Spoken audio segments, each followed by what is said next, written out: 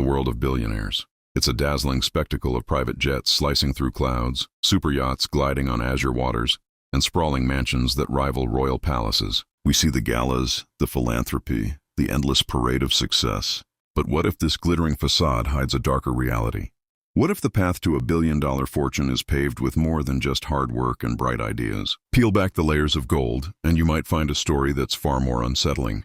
The climb to the top is often portrayed as a heroic journey, but the reality can be brutal. For every inspiring startup story, there are tales of ruthless tactics and cutthroat competition. Imagine tense boardroom showdowns where rivals are crushed and loyalties are betrayed. The drive for ever-increasing profits can lead to a relentless squeeze on the workforce. We celebrate the final product, the sleek gadget or the convenient service, but rarely see the symbolic image of exhausted laborers in overseas factories, working grueling hours for wages that barely sustain them. This is the hidden engine of immense wealth, a system where the gains for a few are often built on the sacrifices of many. The price of their success is a cost passed down, unseen and unacknowledged by those who enjoy its fruits. Once a fortune of that magnitude is amassed, its influence begins to ripple outwards, often into the very halls of power. Picture shadowy figures, representing armies of lobbyists and political strategists, descending upon capital cities. Their mission: to bend legislation in their favor. They operate in the quiet corridors of government buildings and exclusive backroom meetings,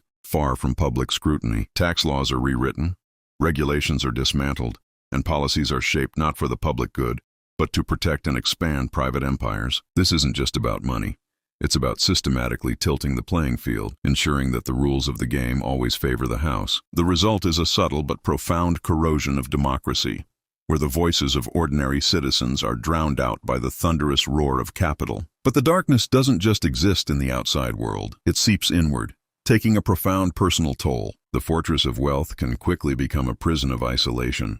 Imagine a solitary figure wandering through a vast, empty mansion, the silence broken only by the hum of servers and the quiet whir of security cameras tracking their every move. The trust that binds normal human relationships erodes, replaced by suspicion and paranoia. Every interaction is scrutinized, every motive questioned. Surrounded by lawyers, accountants, and bodyguards, the billionaire becomes a king in a gilded cage, protected from the world, but also profoundly disconnected from it. This is the ultimate paradox: possessing the means to have anything in the world, yet losing the simple, authentic connections that make life meaningful. The societal impact of such concentrated wealth is immense and often insidious. Through complex infographics, we can visualize the intricate webs of shell corporations and offshore accounts designed for one primary purpose: massive tax avoidance. Billions of dollars that could fund schools, hospitals, and infrastructure simply vanish from the public ledger.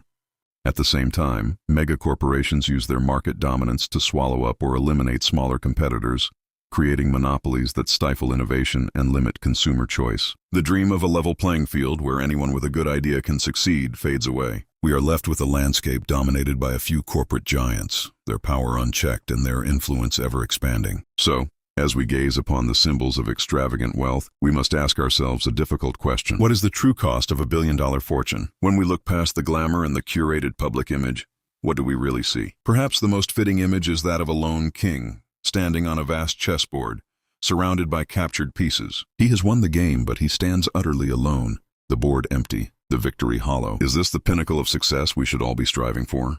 The answer isn't simple, but it's a question we can no longer afford to ignore.